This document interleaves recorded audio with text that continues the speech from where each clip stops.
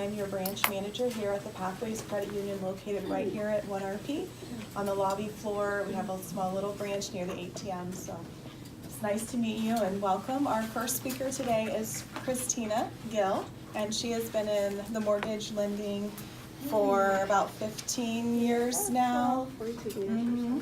So please give her a welcome. Thank you. Today we're going to talk about the exciting process of buying your first home. So here are the first 5 steps is getting pre-approved, finding the realtor, finding the house, notifying your lending institution, and going to closing. So in today's market, you will find that many realtors do not want to show you houses until you're first pre-approved. So you first want to find your lender, get pre-approved, they will run your credit, review your debt to income ratio, and give you the pre-approval letter. At the application, of course, the general information, name, address, phone number, things that you want to have handy, 2 years of employment history, 2 years of address history, and balances, a round number of what your savings account balance may be, your retirement account balance may be at the time of the application process. When reviewing your credit, we pull the credit from the 3 major credit bureaus, Experian, Equifax, and TransUnion. The middle score is used to qualify you for the interest rate, pretty much. Scores, usually 620 and above, will get you pre-qualified. People ask what's the ideal credit score. Ideally, 740 or above, but 620 or above will get you in the house. Okay, so you don't have to strive for the excellent, perfect credit to buy the house. You can start when you're 620 or better. In the credit score, in your FICO, a lot of data is reviewed. This chart shows the 5 categories. The number 1 factor, you see payment history. So the lender wants to know if you're paying on time or not. That second factor is the amounts owed. So for example, the ratio between the amount that you're using and your credit limit. So someone who uses a small balance of their credit limit may have a better score than someone who's very close to maxing out their credit cards. That has a really big impact on credit. Sometimes I see people that have credit in the low 600 and have never missed a payment. No late payments, no collections. They're good, but they're in the low 600s and they don't know how to improve their score. The reason may be that the percentage of the utilization of the credit card, so they may be high balances on their credit cards or too close to maxing out their credit cards. I see a drastic improvement of people that pay down their credit cards and wait 60 or 90 days for the score to be updated, and I see a jump of maybe even 100 points sometimes when they keep down their balances. Ideally, you want to keep 30% or less of your credit limit. You want to use 30% or less of that. Other things like the length of the credit history, it's included in your FICO score. New credit, so anytime you obtain a new credit card, a new car loan, even your new house, your credit score will drop significantly for the first few months when you first obtain that new debt. Pretty much the credit bureaus want to see how are you going to behave with this new debt. Are you going to pay it on time? Can you also afford this debt in addition to all of the debt that you had before? And the types of credit used. So variety is good. So if you have a credit card, that's a revolving credit. A car loan is an installment loan, so they want to see that you're responsible with revolving credit as well with installment loans. So once we look at your credit report, we're also going to look at your debt to income ratio. So this is how it's calculated. We take your gross monthly income, so income before taxes. Other incomes that's considered is second jobs. If you have a part-time job or a second job, if you've been at that job for 2 years, we can account for that income. We take the average of those 2 years. Bonuses over time, same thing, 2 years. We want to see the stability of that income, the stability of that commission or overtime or bonuses that you're receiving. So that's average out for those 2 years. Self-employment, same thing, 2 years of taxes. And other things like child support and alimony are also considered if you're receiving those. You also have to show consistency in receiving those payments. So then we look at your liabilities. The student loan payments, we're looking at your minimum monthly payment. We're not looking at your total debt balance, just the monthly payment. If you have student loans that are in deferment and show a 0 payment on your credit report because it's deferred for the next couple of years or so, we have to use 1% of your loan balance as your monthly payment. Unless you can prove otherwise, that you received a letter from the student loan company saying that your payment will be this much. So the car payment, if any, will be calculated into your debt to income ratio. Personal loans, the minimum credit card payment, again, it's always a minimum payment. Any child support obligations, any 401k payments or loan payments, any garnishments, any of your debts will be calculated in the debt to income ratio. Things that we don't consider is your utility bills, your medical expenses, things that are not on your credit report we don't consider.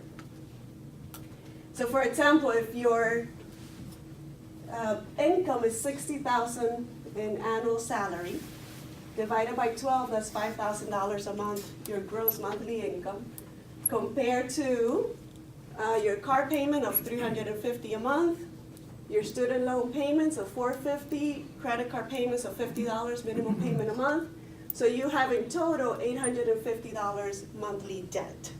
You have income of $5,000 and monthly debt of $850. So the ratio will be calculated by dividing your debt by your income, so that's 17% debt to income ratio. We take that 17% and divide it by 45%. 45 is the magic number, is the ideal number for most loans. So if your debt to income ratio is 45 or under, you may be pre-approved for the home loan. There are some programs that will allow you to go up to 50% debt to income ratio if there are other compensating factors. Okay, so we subtract the 17%, the 45, the 17 from the 45, and we have 28%. That's 28% is how we calculate how much you may qualify for. So 5,000 times that 28%, you may qualify for a mortgage payment of $1,400 a month. So now we know that we qualify for $1,400 in monthly payment. So here's what's included in your monthly payment: the principal and interest for the loan, your property taxes, your home insurance, any PMI, private mortgage insurance, any homeowners association dues, or any condo dues, if applicable.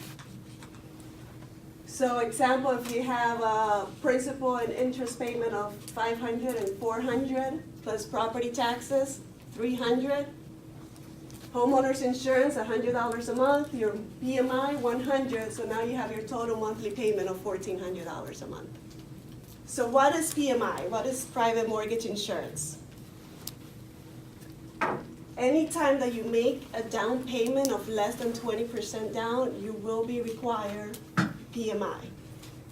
PMI is an insurance that protects the lender in an event of any foreclosures. So the PMI is an additional monthly premium, as you saw before, that is added to your monthly mortgage payment. And it's calculated, it's different for everybody, it's based on loan amount, credit score, debt to income ratio, and the down payment. So someone putting 3% down may pay more in PMI than someone doing 5% down. Or someone with a better score may pay less than someone with a lower score. So there's different down payment options. Many people believe that you need to do 20% down when you're getting a conventional loan. That's no longer true. That was a few years ago, about maybe 20 years ago. Now conventional loans will allow you to do 3% down payment if you're a first-time home buyer. 5% down payment for subsequent home buyers. Government loans, which is FHA, will allow you to do 3.5% down. VA loans for veterans do not require any down payment. And USDA loans for properties in some farm areas or rural areas require no down payment for qualified borrowers, and that has an income limit restriction. So again, just a summary of the mortgage products. Conventional loan, no PMI required if you put 20% down.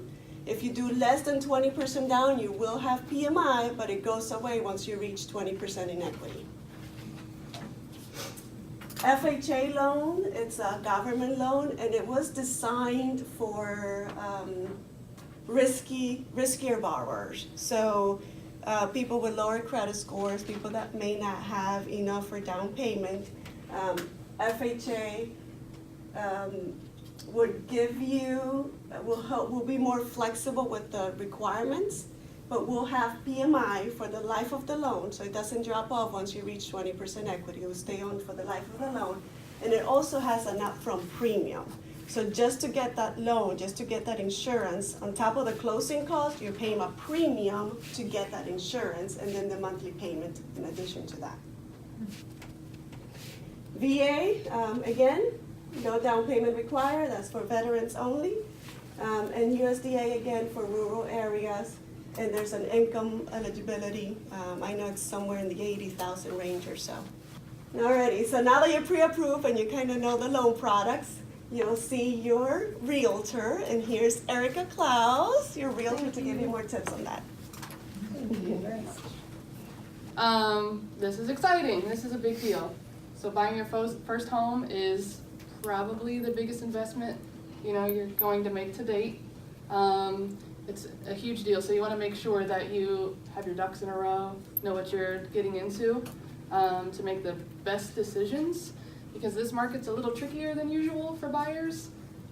So kudos to you for being proactive and learning the steps ahead of time. So where do you start? You definitely want to start with your pre-approval, understand your financing. That sets the foundation for timing, budget, when, how, all of those. Once you have your pre-approval, you'll select a realtor. My advice in selecting a realtor would be interviewing a few. You want to make sure that you're comfortable with this person. This is your representative for at least 30 days, depending on how long your search is and the timing of getting into this new home. So you definitely want to like them. You don't want to be sort of stuck with somebody that you're just not clicking well with. Maybe you don't trust. So make sure you're comfortable before committing to any agent. But you do want to commit to an agent. You want to select one that represents your interests throughout the entire process. Buyer representation is free to buyers. Sellers pay all real estate commissions if and when a property closes. So why not take advantage of that representation? You'll want to understand agency. So realtors can represent sellers, they can represent buyers, they can represent both. Some work for the same brokerages and represent, both are separate parties. Some are in separate brokerages. So you want a pretty solid understanding of the situation and who's representing you and what their role is in the transaction. If you choose an agent that is, say you see a property you love, the agent whose name is on the sign in the yard represents the seller. They have a responsibility to meet that seller's interests. So it may not be in your best interest to also have that agent represent you. If they're trying to attain the highest price for that seller, you may not get the best deal as a buyer. Not illegal, not unethical, your choice, your comfort level, but just know that going into the process. So like I said, timing is a big deal. So you want to be proactive in selecting your lender and getting your pre-approval and your realtor because maybe you're in a lease. Maybe you have 30 days until you need to get out.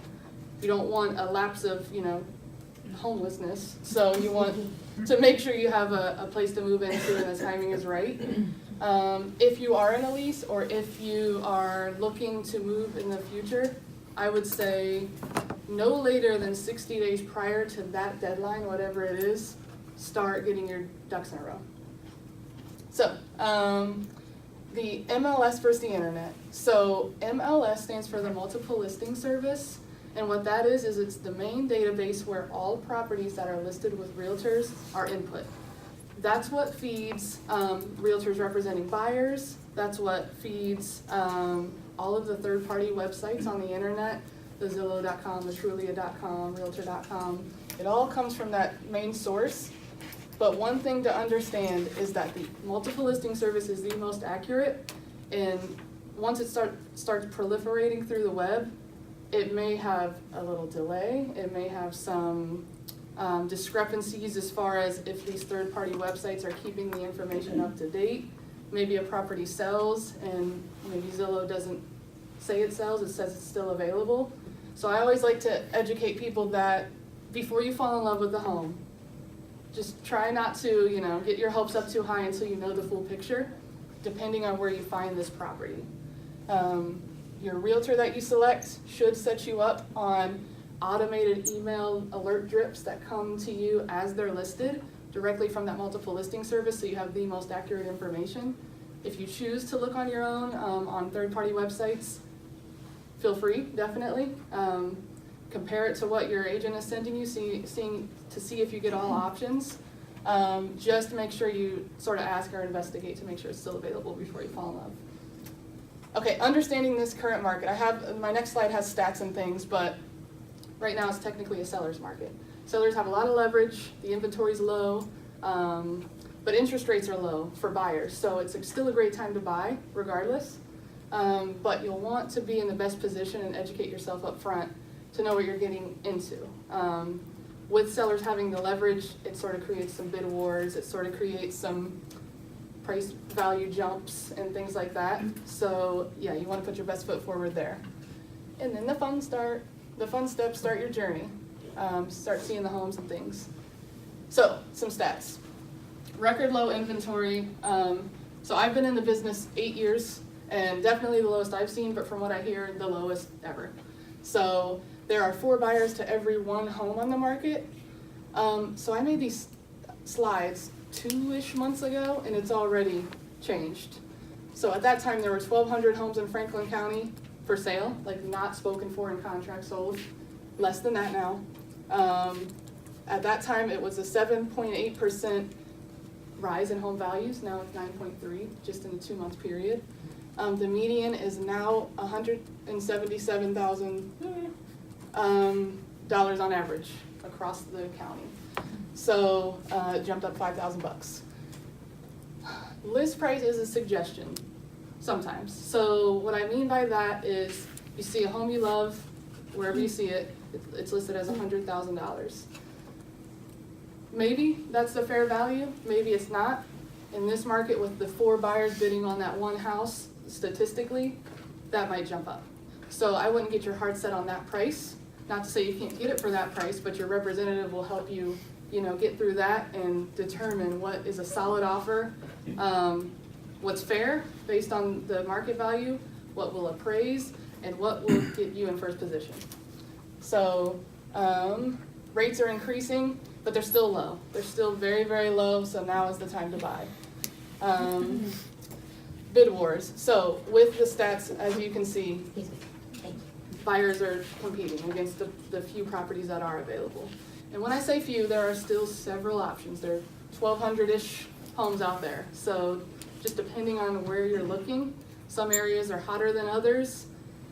Generally, they're selling fast in any location, but some areas it's a serious competition. So depending on where you're looking, you might have a steeper competition. So that's all good to know up front. Okay, so the fun part is the journey. It's roughly 30 to 45 days from the time you choose the one and go into contract until the time you get the keys and move in. It is case by case, but that's generally the time frame. House hunting is super duper fun, but it's nothing like you see on HGTV. So it's not a situation where I choose the 3 homes for you. We walk through each one, I point to the fireplace and the walk-in closet, and you choose one an hour later after we've seen them all. Not the case. Sometimes we have to see them onesie-twosies, because they're just popping up sporadically in the low inventory. Sometimes there's 10 to see all at once, and we just tour them all in one day, So, depending on when and where you're looking, it'll be a case by case how many houses you'll see at once. Maybe you'll fall in love with the first home, maybe it'll take 20 homes. Maybe it'll be a 3-month process, maybe it'll be that 45 days and done. Totally case by case, but nice to know up front. But nothing like you see on TV. Once you select the home, that starts the time frames for everything throughout the process. You'll want to get your home inspection done. That is selected, the inspector is selected by you. You want to choose somebody that you're comfortable with and is thorough enough so you understand everything that's going on in your home. You don't want someone to breeze through there and say like, okay, it looks great. You want someone that gets in the nooks and crannies and explains the systems and things to you, especially with it being your first home. Once we get the inspection done, you should get a full report back, and your realtor you select helps you navigate through if and what you want fixed and how you're accommodated with that. Does the seller maybe fix those things for you? Maybe they reduce the price in lieu of fixing those? Maybe it's a half and half, they fix these but give you credit towards this. Maybe they pay your closing cost instead. So a lot of case by case scenarios, but that's the whole reason you want a representative. Once we get through the remedies, you decide, all right, we understand the condition. We're satisfied with how we resolved how that'll be corrected. Then the appraisal will happen. Sometimes it's simultaneous, sometimes it's a little later. It sort of depends on the condition of the home and the speed you're, working towards. But the appraisal is the final answer of the value of the home. It's still sort of negotiable after that, so you want to make sure you have an agent. So a question to ask your realtor is, how do they get through appraisal issues? If it appraises higher than the price that we've offered and the seller selected and everything, that's a bonus for you. We don't have to share that with the seller as a buyer. You just have instant equity going into it, so that would be an ideal situation. Now, if it appraises low, that opens a negotiation period. So you don't want to overpay for your home. Well, in an ideal situation, you don't. In some cases, you do, depending if it's the home, And in some areas, the sellers understand that they have so much leverage that they may not want to work with the buyer that has that appraisal loophole. So another sort of case-by-case thing. I know it all sounds like it's case-by-case, but in this market, being a buyer, you just have to be able to maneuver and pivot through things. So very good that you're proactive about it. However, your lender you choose, in most cases, will not let you overpay for the home. They won't let you pay more than what it appraises for, so that needs to be solved. So you'll want to make sure your representative on both the lending and realtor side understand that, can walk you through that, and you're having a full, clear picture of what to expect. Next is the loan commitment. So while we're doing all the fun stuff, the house hunting, the inspections and everything, your lender is working behind the scenes very diligently to make sure that all of your financing is legit, seeing you through to closing, making sure that you will be able to afford that home in the timely manner by closing and everything. But the very close to finish line is the loan commitment. What that is it's a document saying they're legit, they're loan worthy, they're moving forward. It's not technically the clear to close, which is really what you want to hear and the most exciting part, but you're very close to it. So the loan commitment is a huge hurdle to cross. That's roughly 30 days into the process. So depending on when your closing date is, it's before your closing for sure, but down the line. Next, you'll have your final walkthrough. Whatever we asked to be fixed, whatever the seller decided to stay, whatever you said remove before I move in, that final walkthrough determines if all of that is adequate. If it's not, that opens another negotiation period. So as a buyer in Ohio, it's a buyer beware state, meaning you have loopholes. You have a lot of wiggle room to make sure that your needs are met and you're not getting into a situation you don't want to get into. So what we call them contingencies in the contractual world. So you're in a good position as a buyer in Ohio. So closing and keys, yay! So now you're the owner, you get the keys. In most cases, you're moving in that same day, and sometimes it's possession a little later. That's sort of a case-by-case thing as well. But you are now the name on the deed, you are the owner of that home, and that is super duper exciting. So you gotta have celebratory shenanigans, of course, after that. Some expected costs. Am I doing okay on time? Go a little faster? Okay. So, on the spot, non-refundable, your inspection and appraisal. Those are third-party people. You gotta make sure that they're compensated for the services they're providing, but here's a rough cost of what those will cost. On the spot and refundable. So the first are non-refundable. If you move on to another home, you're not gonna see that money back, but at least you have the peace of mind knowing, hey, that house wasn't the one, we had our due diligence done, let's move on. The next, refundable earnest money, it's not mandatory, it's not required, sometimes it strengthens your offer. In 99.99% of cases, it comes back to you at closing. So what it shows is you're serious, it might make your offer look stronger compared to who you're competing against if you are competing against another buyer, but it does come back to you. At closing, your down payment, whatever loan you choose, whatever meets those loan requirements, and your closing costs. Now your down payment, the seller can't pay for it. There are other ways to pay for it, maybe not out of your own pocket, so you want to talk to your lender about that. But closing costs are negotiable between you or the seller paying, so that's something you'll want to understand the amount of based on the home you're looking at, and do we negotiate that into your original offer or not. Okay, some tricks. So you'll want to have your solid financing up front before you even start looking at homes and falling in love with them. It'll do nothing but break your heart if you find out you don't qualify for a loan and you fall in love with the home. You want to make sure you have speed and communication from your end to your representatives and vice versa.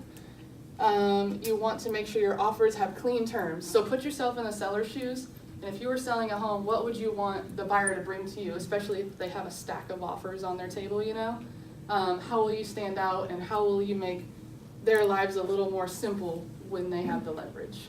So love letters is just a tactic some agents do to, when they represent buyers, to make your offer sort of stand out. It's, the doggy door we saw going down to the basement is perfect for my Chihuahua. I see that you have a dog. Maybe you'll pull some heartstrings with the seller and get a little edge, things like that. So that'll be case by case based on the house. And just make sure that whomever you're working with understands how to get through appraisals, because with the market being the way it is now, there might be some kinks in the appraisal. So why buy? Why it's your first home? Why not keep renting? Why not keep living with roommates and things? Well, one, you don't have to pay someone else's mortgage anymore. You're paying your own mortgage. You now have an asset. You can paint, you can get pets, you can have parties, you can sort of do what you please, but you're living the dream now. You have your own home. You are the first-time buyer, it was successful, and now you have tax write-off advantages, your own asset, and a place to call home. Any questions? Thank you very much. Alrighty, so now for the last part. Now that you're in contract, I'll briefly walk you through what's the process once you're in contract behind the scenes with the lender. So, first thing, you want to notify your lender, of course, because everything is on a deadline, so work with your lender as soon as possible. You discuss the loan terms. Well, maybe I thought I was going to put 3% down, now I want to do 5%, or whatever the situation may be. We'll at that time have disclosures what your interest rate will be. We can lock in your interest rate. You'll provide documents. It'll go to processing. We'll do the appraisal, title search, underwriting, and the clear to close. So in reviewing the contract, of course, purchase price, property type, there's different requirements for different property types, for condo versus a house or a duplex or a multi-unit. We also look into earnest money, if it's part of your contract. Any credit from the seller as far as closing costs, tax prorations. There's different amounts that your seller can contribute. So for example, your seller can pay your closing costs up to 3% of the purchase price on conventional loans, up to 6% on FHA and VA loans. So again, discuss the loan term, the terms of the loan. So, maybe you started with FHA, but your credit has improved over time, and now you qualify for a convention. We can review all those things at the time that you're in contract. Down payment, the term, there's different terms for the years of the loan. Interest rate, PMI, and estimated closing costs. So at that time, you have an idea of this is how much you need for closing costs, this is how much you need for down payment, and this is what you need to have available for closing. So the loan estimate is pretty much the application with all of the disclosures of the loan. It's formerly called the good faith estimate. Things have changed, they made it more fancy now, so closing disclosure and loan estimate. But in essence, it's what gets the process started. Once you sign the application saying that you agree to the terms and the interest rate, that's when we start the processing for you. It's a perfect time to disclose to your representative, to your lender, to your realtors, if anything have changed. Keep in mind that sometimes we take an application and someone doesn't go in contract until 30 days later or 60 days later. If anything changed, if you got married, did your marital status change? Did you acquire a new car loan? Did you pay off some things? Did your employment or income change? So we need to know those things at that time. Documents, things like ID, income, assets, we'll need to review all that. The appraisal fee will be due at that time. And you also want to work with an insurance agent to get a quote on that new house. This is where things get boring, and we'll be doing the processing, reviewing all those loans, ordering the appraisal, ordering the title work, the flood search, any verification on the properties. The appraisal, like Erica said, the lender picks the appraisal, you pay for it, the lender picks the appraisal. And it's just to make sure that the property meets the guidelines for the loan. So every loan may have different guidelines as to what is considered safe and sound for that property or not. And of course, to see what the value of the property is. And like Erica said, we would not lend more than what the property is worth. And it has a 10-day estimated turnaround time. The title search, the purpose of it is for the title company to verify that the seller has the legal right to sell the property, who's vested in the property, who needs to be at closing, who's signing, making sure that there are no liens or mortgages that need to be paid off. And the owner's title insurance protects you, protects your investment. So this is something that may be paid by the seller, the owner's title insurance, and it's just saying you have a clean title. No one can come and make a claim on the property, an old grandma or wife or someone that didn't sign off on title can now come and claim your property. Underwriting, once we have all those reports together, it'll go to underwriting. They review that everything is in compliance, and then you get the clear to close. But you're not out of the woods yet. So there are final verifications of employment and income and credit. So if you run your credit at calls to get 20% off on a $50 purchase, you may not qualify for this loan now. If you bought a car before your loan closes, you may not qualify because of your debt to income ratio. So there are still final verifications, until you have that keen hand, don't go buy the stove or the new furniture before you get the house. Make sure you have the house first. Another thing that is new now is that the funds need to be wired to the title company.